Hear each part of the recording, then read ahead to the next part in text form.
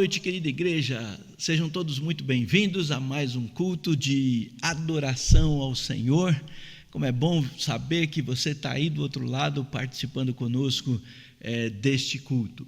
Eu quero, neste momento, convidar você a abrir sua Bíblia no Salmo de número 124, versículo 8. Vamos fazer a leitura desse texto.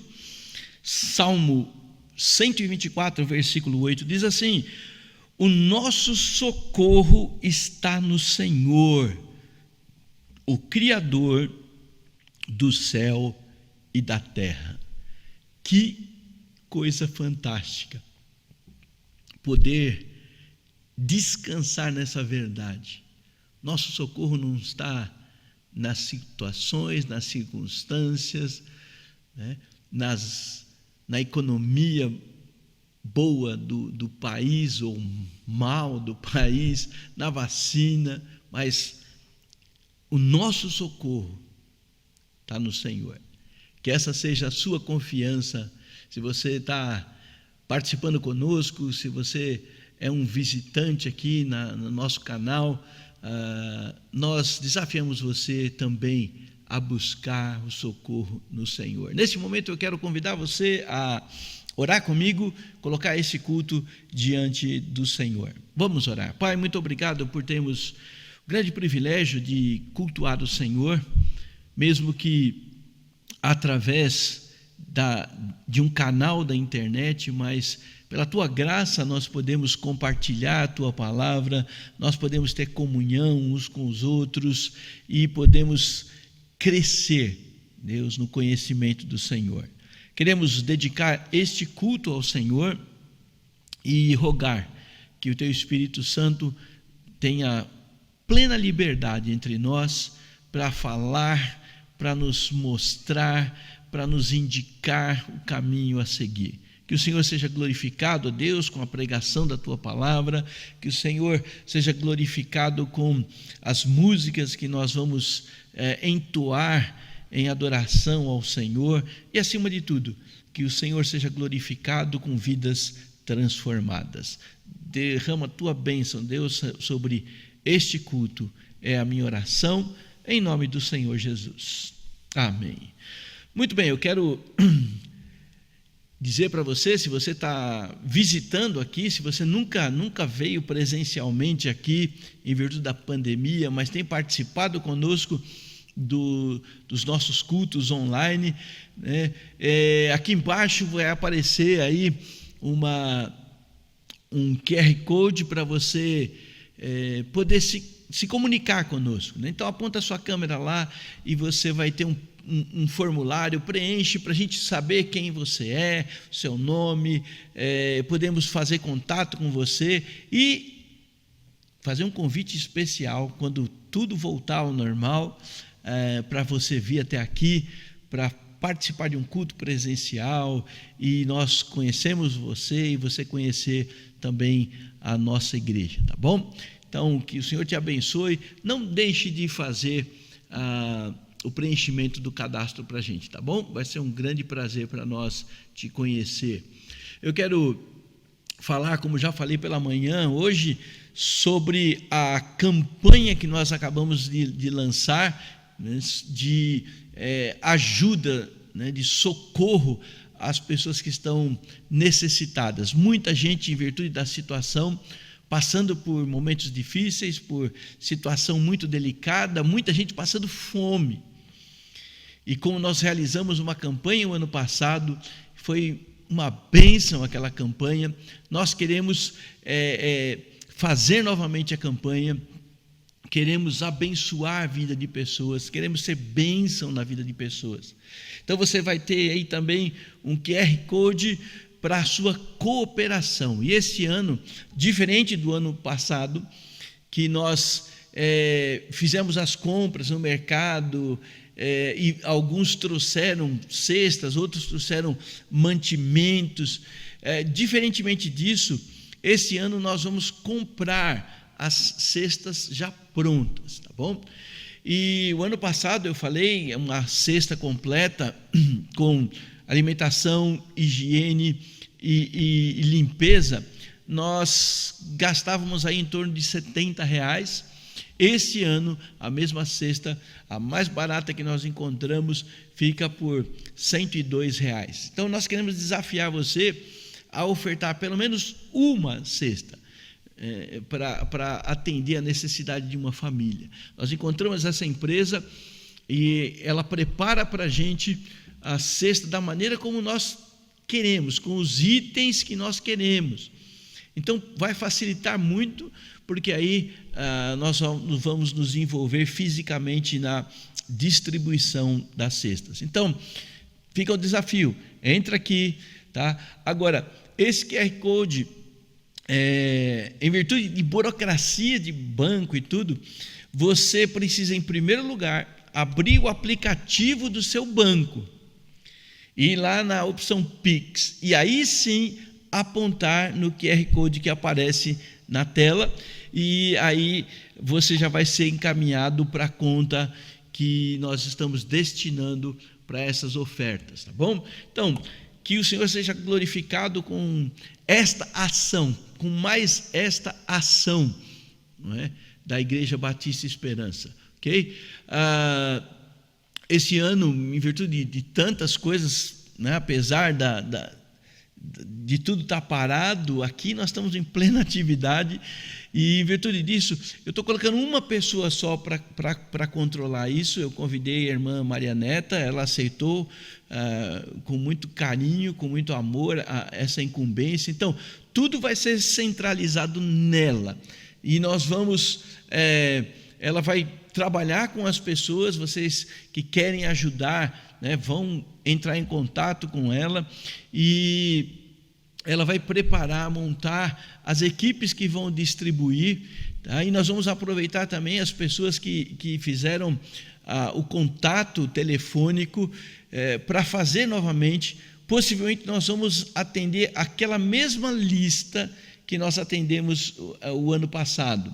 Então, os contatos vão ser feitos, e nós vamos trabalhar em duas áreas. Nós queremos levar para as pessoas uma palavra de conforto, de ânimo, de evangelismo, tá? Então, as equipes que vão trabalhar por telefone, elas vão fazer esse acolhimento das pessoas necessitadas, tá? E agendar a data que a cesta vai ser distribuída. Então, a irmã Maria Neta vai coordenar tudo isso. É melhor centralizar numa pessoa só, porque eu não preciso ficar lidando com várias pessoas, e ela lida com todo mundo, ok? Então, que o Senhor nos abençoe nisso, tá bom? Como nós fizemos na semana passada e também hoje pela manhã, a parte da música, em virtude da pandemia, ela está sendo recuperada de outros cultos, e nós estamos tentando preservar bem a integridade do pessoal da música, porque viriam aqui 5, 6 pessoas. Então, nós estamos deixando que os irmãos descansem, estamos recuperando. E é bom para a gente rever, relembrar momentos tão especiais dos nossos cultos presenciais. Então, toda a música é de cultos anteriores, a data sempre vai aparecer lá em cima. Quando os irmãos estiverem aqui cantando, você vai ver a data do culto que foi aquela, tá bom? Agora, a pregação, sim, ela é de agora, é atual, é do momento, tá bom? Então, nós vamos cantar, e hoje a gente tem o privilégio de ouvir o irmão Daniel, ele que pregará para nós hoje à noite, tá bom? Então, que o Senhor nos abençoe com a sua palavra, que o Senhor use Daniel nas nossas vidas, para a nossa edificação, para o nosso desafio. Então, vamos cantar, e depois, diretamente, o Daniel tem a palavra.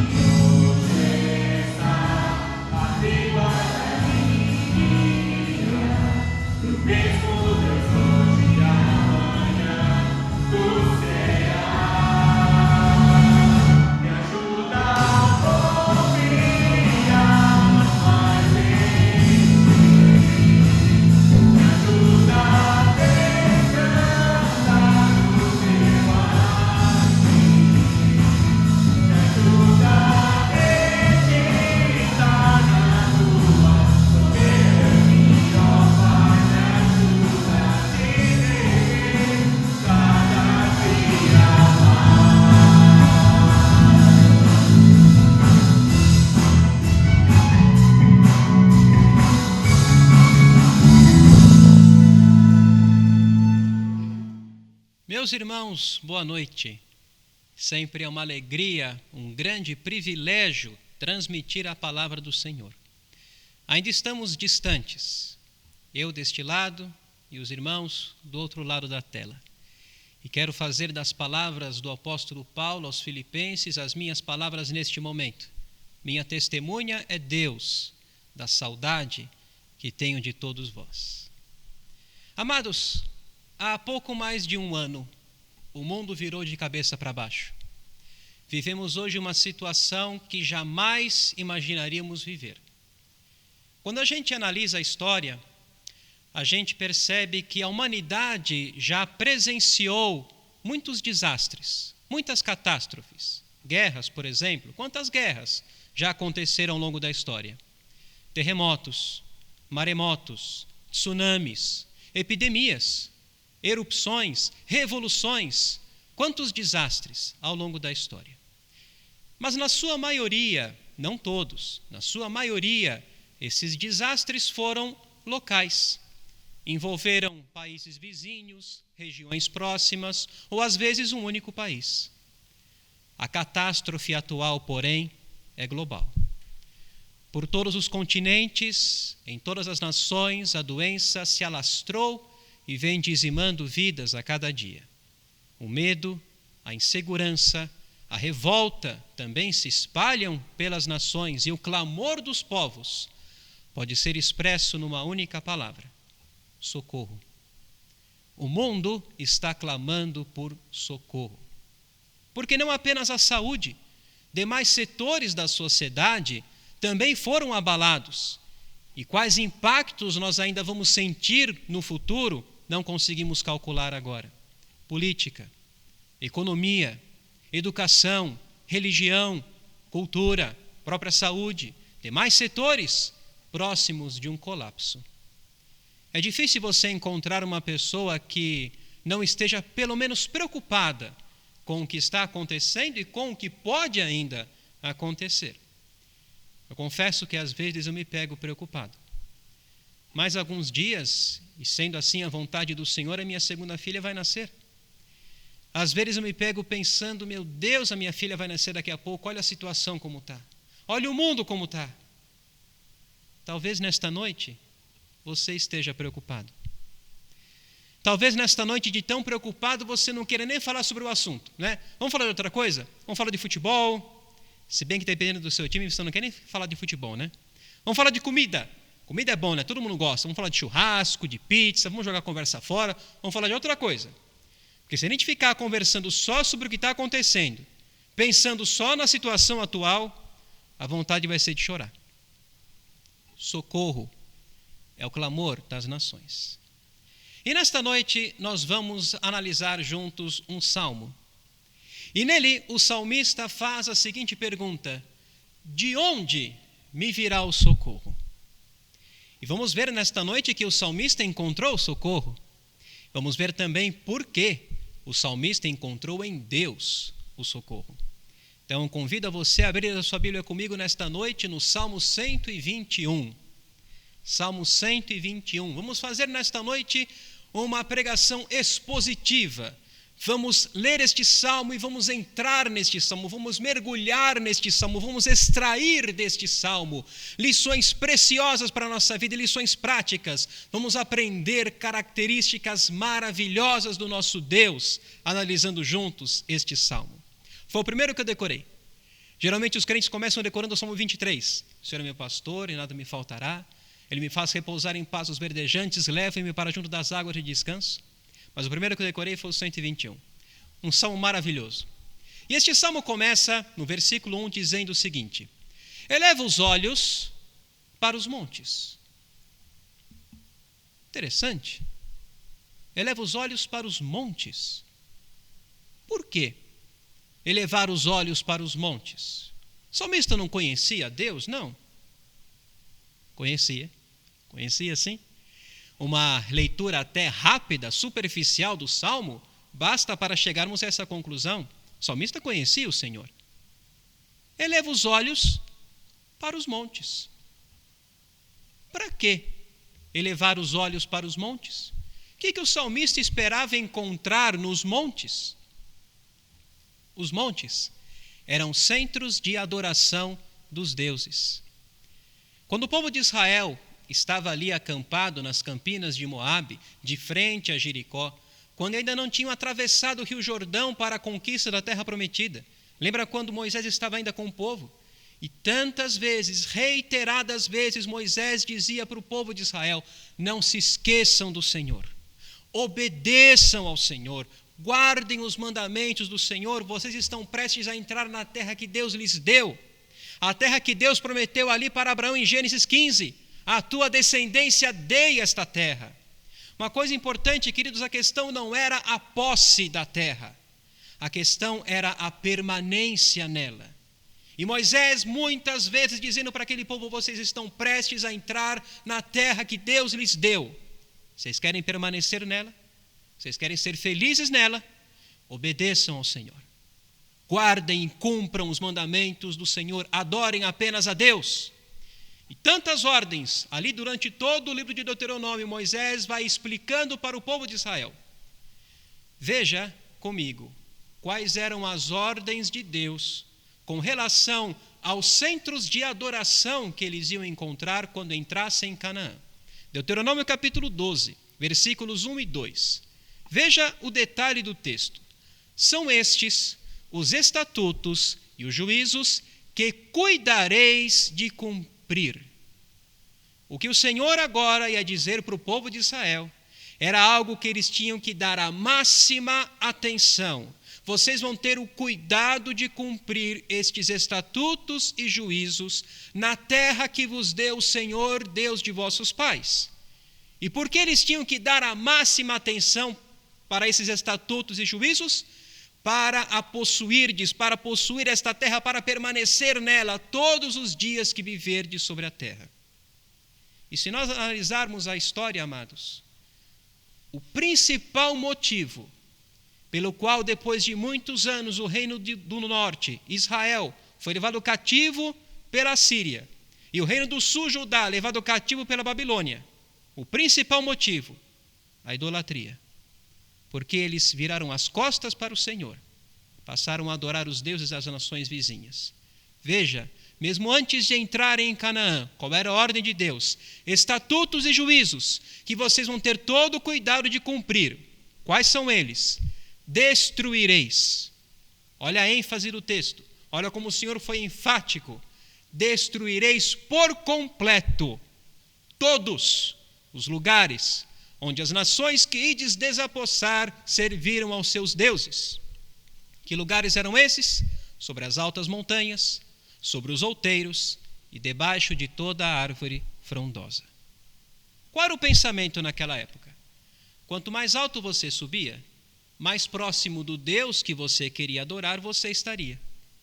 Por isso que sobre as altas montanhas eram construídos santuários a céu aberto, altares, colunas, postes ídolos, imagens. Uma coisa que a gente não pode esquecer é que o povo de Israel ia entrar numa terra contaminada pela idolatria. Canaã era uma região habitada por muitos povos, cada um deles com o seu Deus. Eles iam encontrar ali uma proliferação de deuses, de santuários, de locais considerados sagrados para esses povos.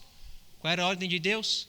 Vocês vão exterminar de Canaã esta idolatria. Vocês vão limpar a terra de Canaã dessa idolatria, destruindo todos esses lugares para que não haja nenhum resquício de idolatria. Para que não haja dentro de vocês o menor desejo de querer também adorar esses deuses. Interessante que o próprio Deus de Israel, o próprio Jeová, era considerado pelas nações vizinhas a Israel um Deus das montanhas. Sabia disso? Tem uma passagem bastante curiosa ali em 1 Reis capítulo 20. Israel estava em guerra com a Síria e eles derrotaram os sírios. Os oficiais do rei Ben-Hadad da Síria chegaram para o rei e disseram assim: sabe por que nós perdemos? Porque nós lutamos com Israel nas montanhas. E o Deus deles é Deus das montanhas. Vamos fazer o seguinte: na próxima vez, vamos lutar com Israel no vale. Olha a ideia. Vamos trazer Israel para o vale, para longe do Deus deles. Aí nós vamos ter uma chance de vencer. Levou um ano para a Síria se recuperar daquela derrota. Mas depois de um ano, eles estavam ali, prontos para guerrearem de novo contra Israel. A diferença entre os dois exércitos era gritante. O exército de Israel, a Bíblia diz que eles acampados pareciam pequenos rebanhos de cabras. É a expressão que a Bíblia usa. Os sírios enchiam a terra, eram milhares. Mas um profeta chegou para o rei de Israel, que na época era o rei Acabe, e disse para o rei de Israel: porque a Síria acha que o Deus de Israel é Deus só das montanhas e não também dos vales, eles vão perder a guerra, mesmo em maior número. E a Bíblia diz que num único dia, o exército de Israel matou 100.000 sírios. E eles perderam a guerra de novo. Lembra da mulher samaritana? Conversando ali com Jesus em João capítulo 4. Olha, os nossos pais adoravam no vale? Não, neste monte. E de que monte ela estava falando? Do Monte Gerizim. No Monte Gerizim, os samaritanos haviam construído um templo para rivalizar com o templo de Jerusalém. Olha, os nossos pais adoravam nesse monte, mas vocês, judeus, afirmam que Jerusalém é o local onde se deve adorar. Monte Sião. E o que Jesus vai explicar para ela? Que o importante não é o local. O importante não é o exterior. Porque o templo em Jerusalém seria destruído. E ele foi, no ano 70 da nossa era. O templo no Monte Gerizim também seria destruído. E ele também foi. O que Jesus vai explicar para aquela mulher é que o Pai procura adoradores que o adorem em espírito e em verdade. Amados, a nossa adoração a Deus não pode estar presa a cerimônias ou a locais religiosos. Este local, por exemplo, para nós é muito especial. Nós consagramos este local para o culto ao Senhor, mas a nossa adoração não pode estar presa a este local. Pense nesta noite. A adoração é um estilo de vida. A adoração tem que ser algo do coração, uma expressão racional. O apóstolo Paulo vai dizer ali aos Romanos: é o vosso culto racional. Tem que ser algo pensado. Temos que pensar no que estamos cantando. Temos que meditar na palavra que estamos ouvindo e não apenas fazer as coisas mecânicas, automáticas e depois de algum tempo nem lembrar mais do que fizemos. Em espírito, de coração, num real desejo de prestar a Deus um culto de gratidão. E quando estamos aqui reunidos, cada um prestar a Deus o seu culto de gratidão, render graças ao Senhor, individualmente e coletivamente, em espírito e em verdade. Adoração coerente, consistente com a verdade. Adoração é a mais sublime ocupação do cristão. Adoração, pense, é um estilo de vida. Eleva os olhos para os montes. E no versículo 1, o salmista pergunta: de onde me virá o socorro? O salmista não está aqui perdido, realmente esperando que o socorro venha dos montes. O que o salmista está enfatizando aqui neste versículo 1, que ele está fazendo aqui, é afirmar, é ressaltar o quão inútil é esperar que o socorro venha dos montes. Você lembra de Elias e os profetas de Baal? Para onde Elias levou os profetas de Baal? Para o vale? Não, para o Monte Carmelo. Vamos lá, vamos ficar mais perto do Deus de vocês, né? Então vamos lá. E os profetas de Baal, eles dançavam, eles clamavam. Elias ali. Olha, eu acho que vai ter que gritar mais alto, viu? Ele não deve estar ouvindo, não. Ele deve estar ocupado. E eles se cortavam, eles gritavam a plenos pulmões, eles dançavam, fazia toda aquela coreografia. Elias lá. Ele deve estar dormindo. Deve estar fazendo o número 2. Acho que está ocupado, viu? Vai demorar, tem que gritar mais alto. Israel é um país com muitos montes. Será que o socorro vem do Monte Gerizim? Famoso Monte Gerizim, lembra? Monte Gerizim, onde as bênçãos foram pronunciadas para Israel? Ou será que vem do Monte Ebal, onde as maldições foram pronunciadas sobre Israel? Talvez do Monte Tabor. Olha, pode ser, hein? Lembra do Monte Tabor? Famoso Monte Tabor, onde Débora e Baraque reuniram os exércitos de Israel na peleja contra Cícera. Lembra ali do livro dos Juízes? Jabim, o rei de Canaã, oprimia o povo de Israel, ele tinha 900 carros de ferro. Talvez do Monte Gilboa, onde Saul morreu, lembra? Talvez do Monte Hermon, famoso Monte Hermon, Monte Carmelo, ali do episódio de Elias e os profetas de Baal. Talvez dos montes de Gileade. Ah, já sei. Tem um mais famoso ainda, o Monte Sinai. Lembra? Monte Sinai. Ah, agora sim. Ali Moisés recebendo do Senhor as tábuas da lei, as instruções para a construção do tabernáculo. Ah, não. Lembrei. Tem um mais famoso ainda, o Monte das Oliveiras. Ah, é dele. Lembra do Monte das Oliveiras? Jesus ali assentado com seus discípulos, Mateus 24, Mateus 25, explicando o que vai acontecer neste mundo na tribulação. Lembra Zacarias 14? Na sua segunda vinda o Senhor pisará sobre o Monte das Oliveiras, vai ser fendido ao meio, uma parte para o leste, uma parte para o oeste. Surgirá um vale por onde os judeus vão escapar dos ataques do anticristo. É do Monte das Oliveiras. Jerusalém é uma cidade cercada por montes. Salmo 125 nós lemos como em volta de Jerusalém estão os montes, assim o Senhor em volta do seu povo. De onde me virá o socorro? A pergunta permanece sem uma resposta ainda. No versículo 2 nós temos a resposta. O meu socorro vem. Percebeu? A certeza do salmista. Não é pode vir. Não é talvez venha. O meu socorro vem do Senhor que fez o céu e a terra. O meu socorro não vem da criação. O meu socorro vem do Criador que fez o céu e a terra.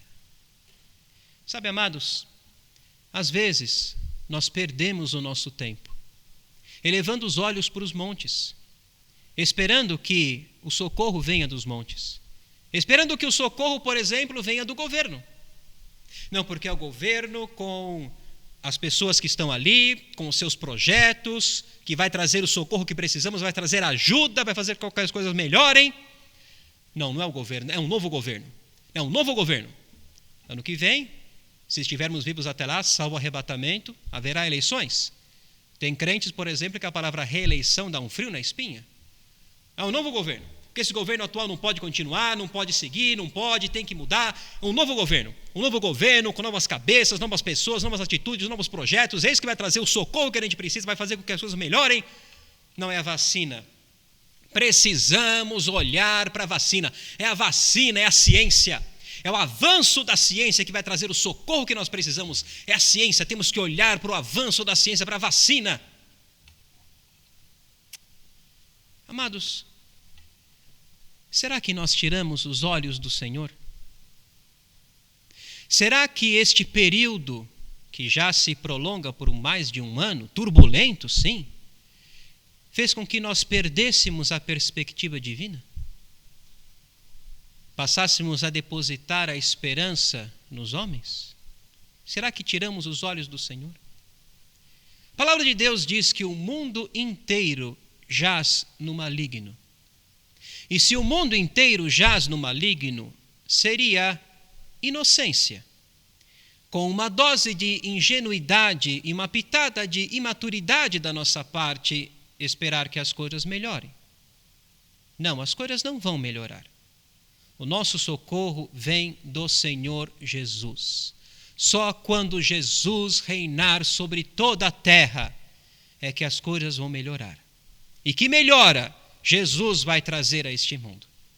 O profeta Isaías, como um pintor diante de um quadro branco, dá algumas pinceladas para termos um pequeno vislumbre de como será este mundo governado por Jesus. Capítulo 2 de Isaías, capítulo 4, capítulo 9, 11, 60, 61, 65. Outros profetas também dão as suas pinceladas. Amós, Ezequiel, Zacarias, Miqueias.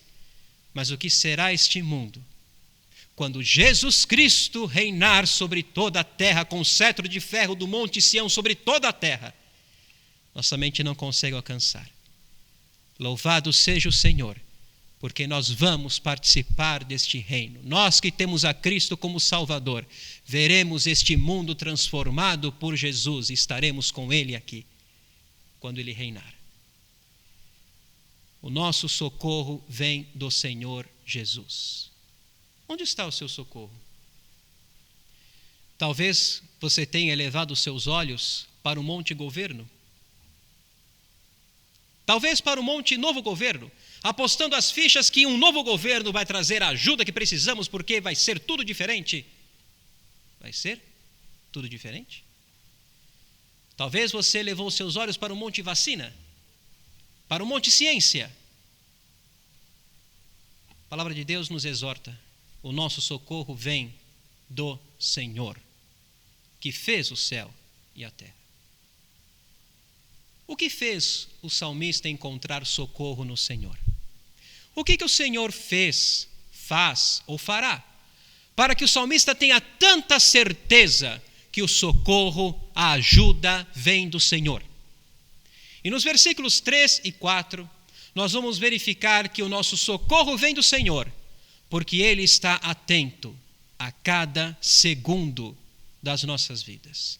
Versículos 3 e 4, a palavra de Deus diz: Ele, o Senhor, não permitirá que os teus pés vacilem, não dormitará aquele que te guarda.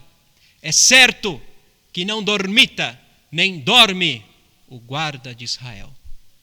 Ele não permitirá que os teus pés vacilem. O nosso socorro vem do Senhor, porque Ele é uma fortaleza segura. Ele é escudo para os que nele se refugiam. Deus é o nosso refúgio e fortaleza, socorro bem presente nas tribulações. Por isso, não temeremos. Davi escreveu no Salmo 40: esperei confiantemente pelo Senhor. Ele se inclinou para mim e me ouviu quando clamei por socorro. Tirou-me de um poço de perdição, de um tremedal de lama, colocou meus pés sobre uma rocha e me firmou os passos.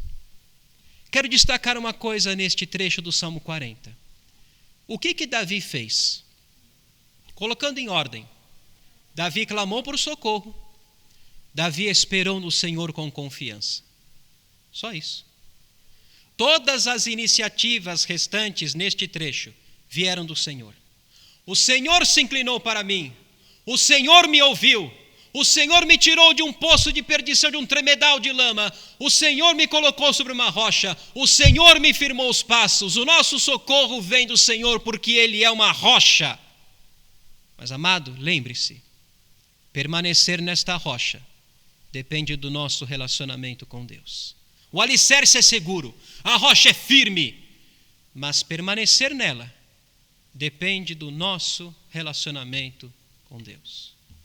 E, amados, com muita tristeza eu tenho verificado durante este período difícil quantos crentes passando por problemas psicológicos, emocionais, quantos casamentos cristãos se dissolvendo, quantos casais cristãos se separando neste período difícil. E a pergunta que eu costumo fazer quando alguém passa por uma situação assim, problemas psicológicos, emocionais, na família, tal, a pergunta que eu costumo fazer é a seguinte: como é que está o seu relacionamento com Deus?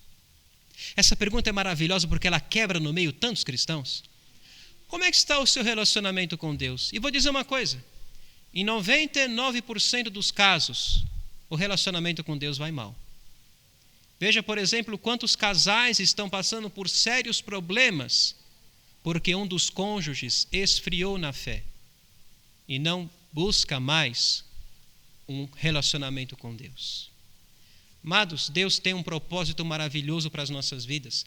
A palavra de Deus diz ali no livro do profeta Jeremias, o Senhor afirma: sou eu que tenho planos para vocês, diz o Senhor, planos de fazê-los prosperar e não de lhes causar dano, planos de lhes dar esperança em um futuro.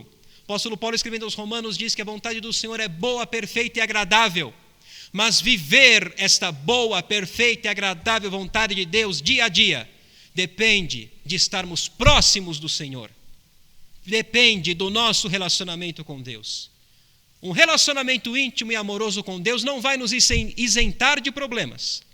Mas aquele que conhece e progride conhecendo o Senhor, como Moisés escreveu, aquele que, como o apóstolo Pedro escreveu no final da sua segunda carta, que antes de tudo, cresce em graça e conhecimento do Senhor e Salvador Jesus Cristo.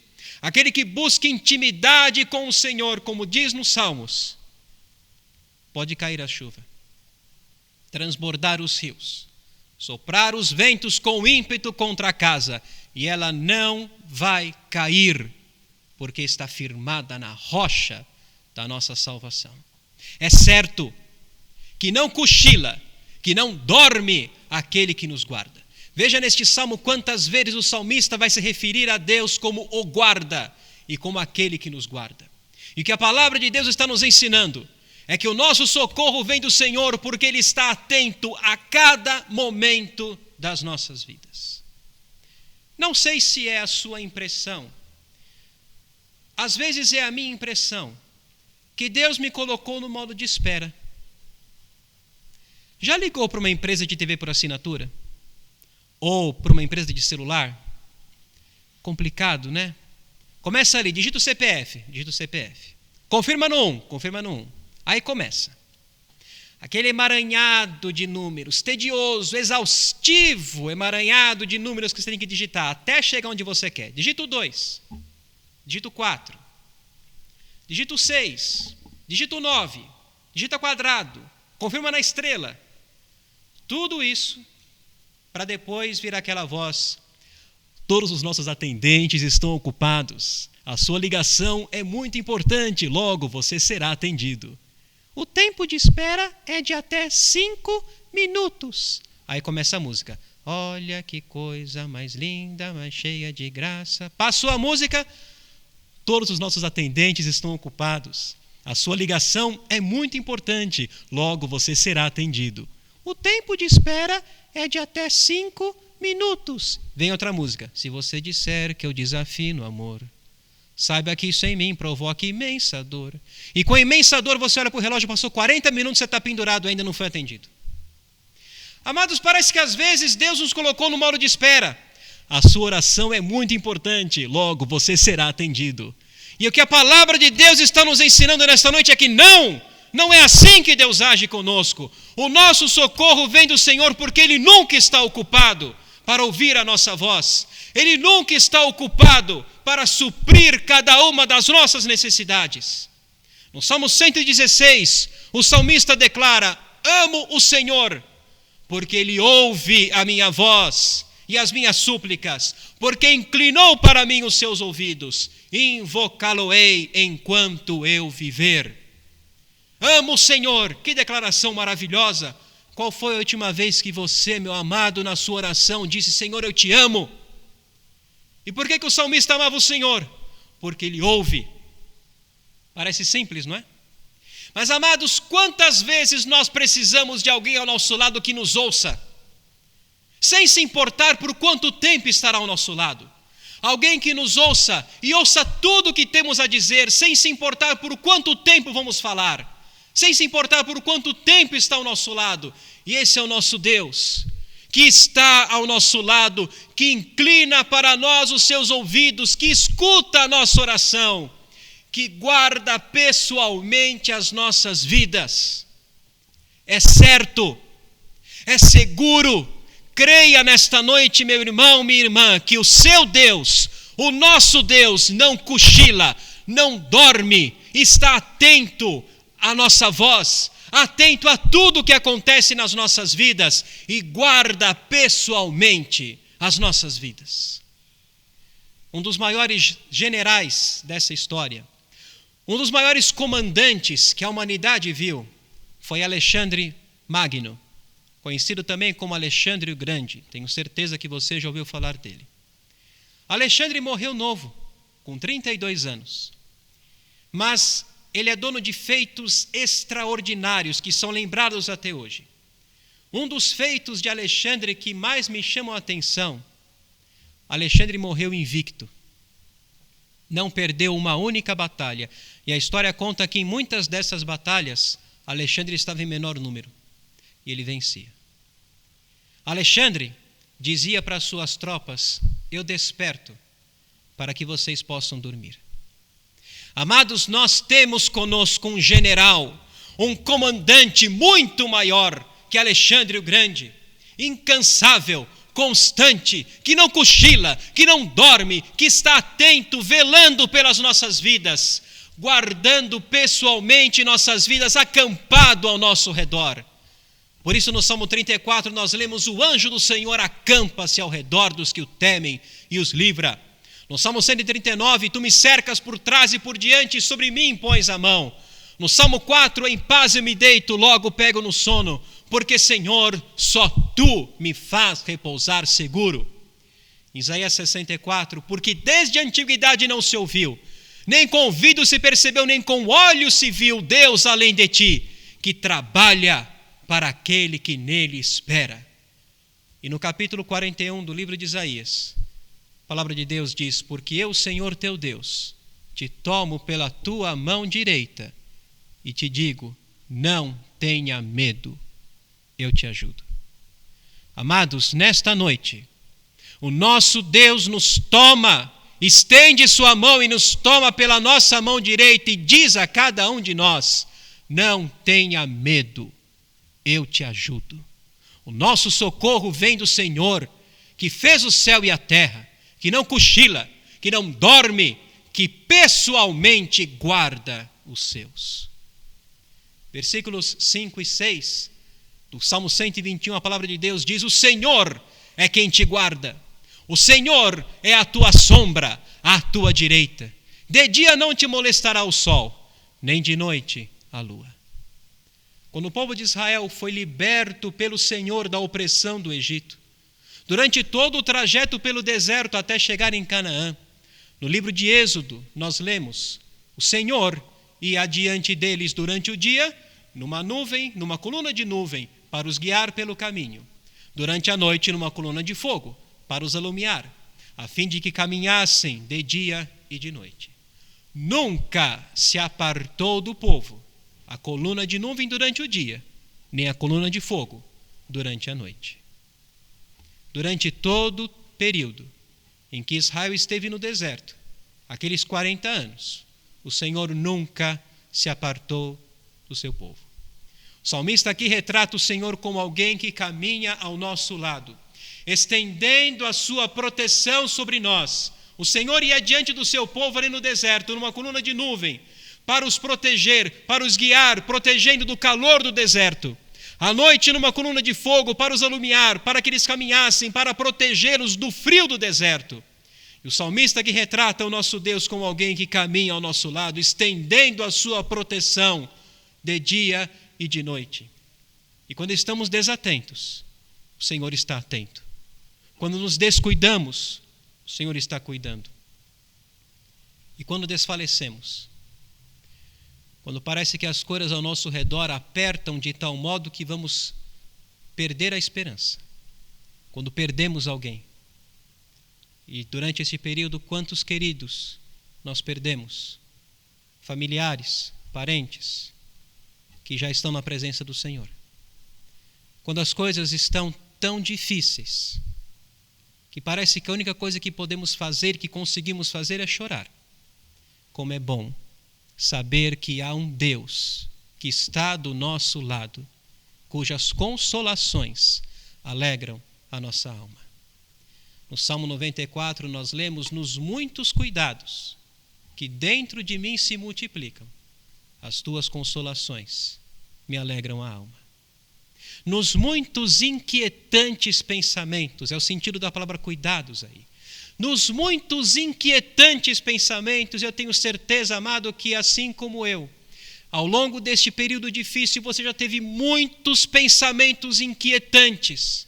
Nos muitos inquietantes pensamentos que dentro de mim se multiplicam e me sufocam e me fazem chorar, querem fazer com que eu perca a esperança.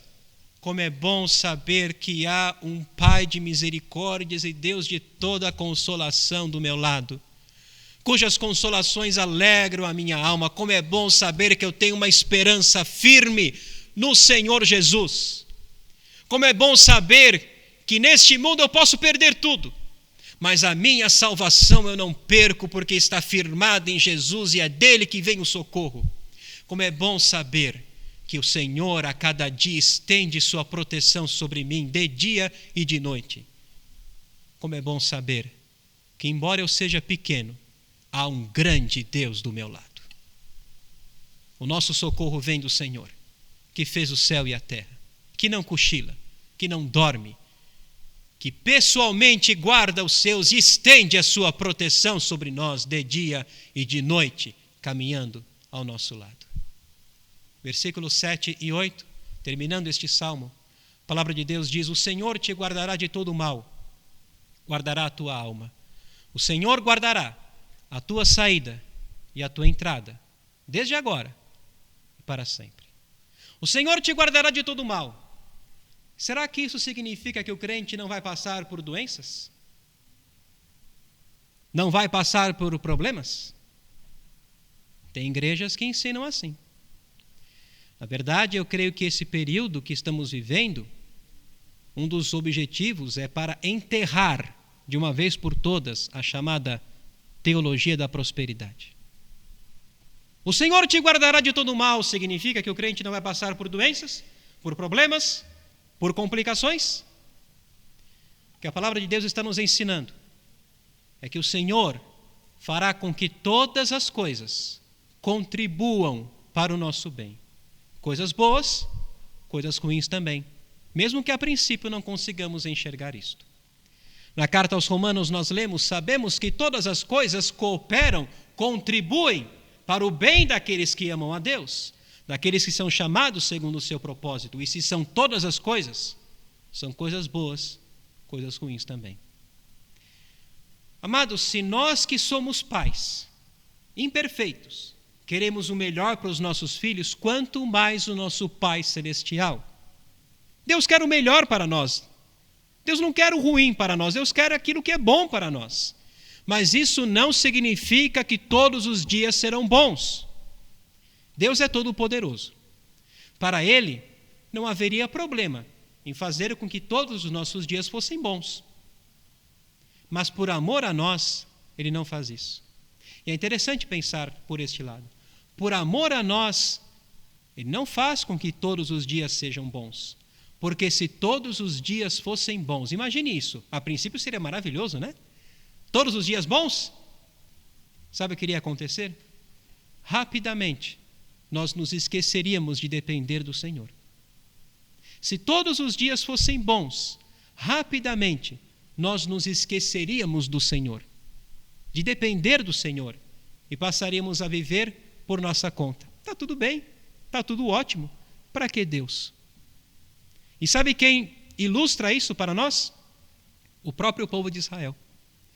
Depois que eles atravessaram o Jordão, liderados por Josué, começou ali um período de guerras, a conquista da terra prometida. Foram anos, guerreando contra várias nações. Às vezes, 5 reis, 4 reis, reuniam seus exércitos para lutar contra Israel.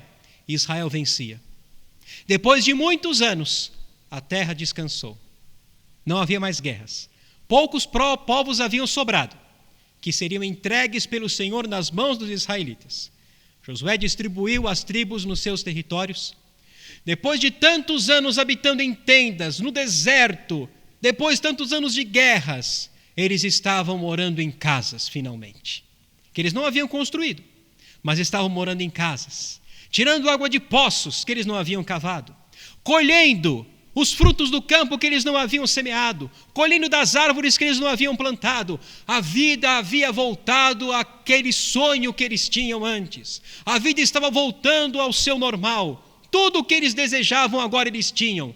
A terra estava em paz, olha que maravilha. E o que aconteceu? Depois que Josué morreu, e os contemporâneos de Josué também morreram, se levantou uma geração que não conhecia o Senhor, nem o que o Senhor havia feito sobre Israel. E começa a época dos juízes. O contraste entre o livro de Josué e o livro de Juízes é gritante.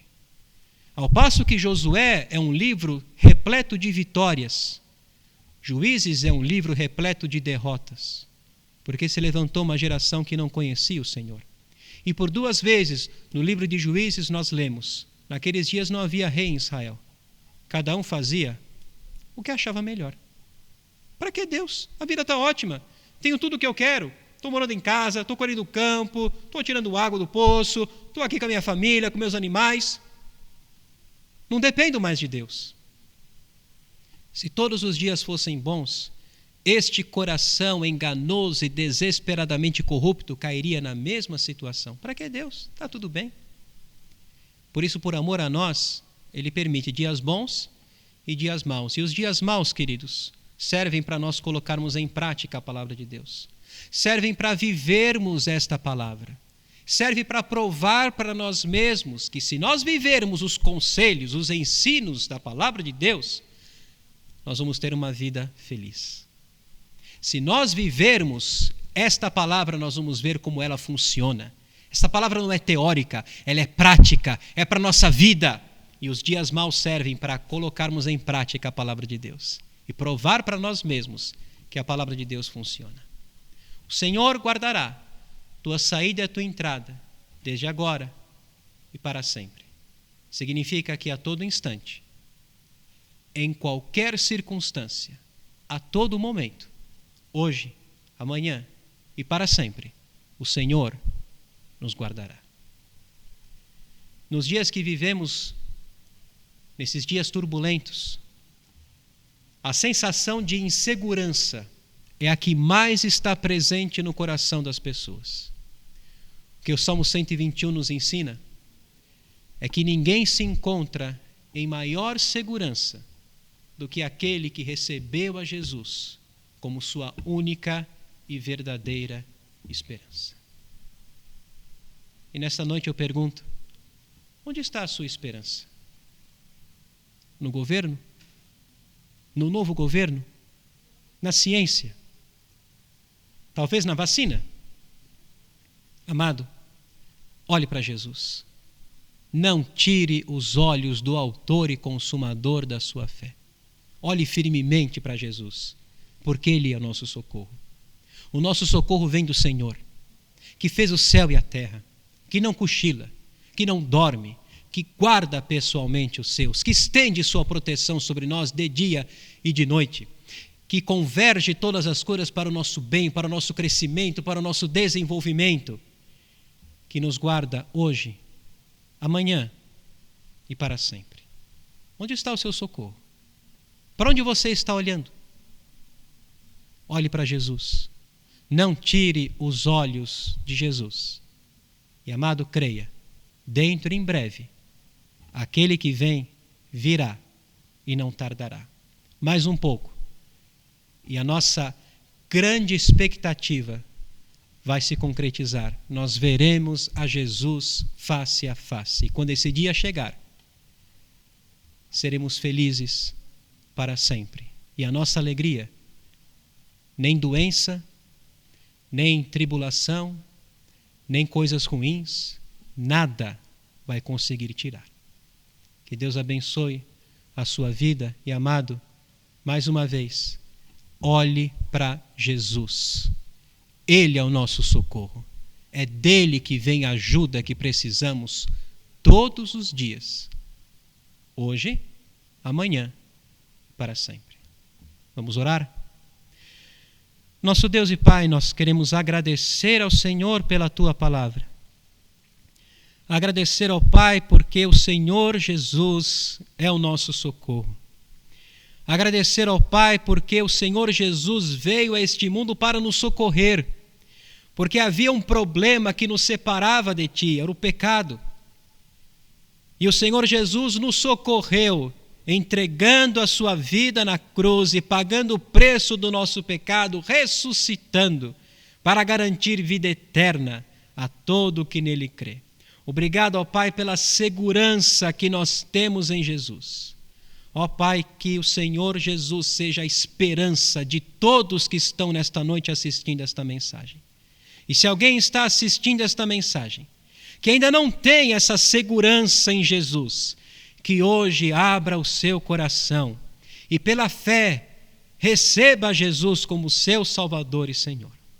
Obrigado, Pai, por saber que, embora sejamos tão pequenos, o Senhor é um Deus amoroso, é um Deus fiel, é um Deus que nos acompanha, é um Deus que pessoalmente guarda as nossas vidas. Fica conosco, ó Pai. Vivemos dias difíceis, o Senhor bem o sabe. E o Senhor também sabe quando esses dias terminarão. Porém, o nosso maior desejo é ver a Jesus, é estar com Jesus para sempre. Por isso, ó Deus, clamamos nesta oração: Maranata, vem, Senhor Jesus. É o desejo do povo que se chama pelo teu nome. Vem, Senhor Jesus. Fica conosco, ó Pai. Nós pedimos a tua bênção. E eu quero agora, ó Pai, rogar a tua bênção sobre cada família que está assistindo esta mensagem. Que a tua graça, a tua bênção repouse sobre a vida de cada um. E que todos os filhos teus estejam com seus olhos no Senhor e não nas coisas deste mundo. Pedimos a tua bênção agradecidos no nome do Senhor Jesus. Amém. Uma boa semana e que o Senhor abençoe ricamente.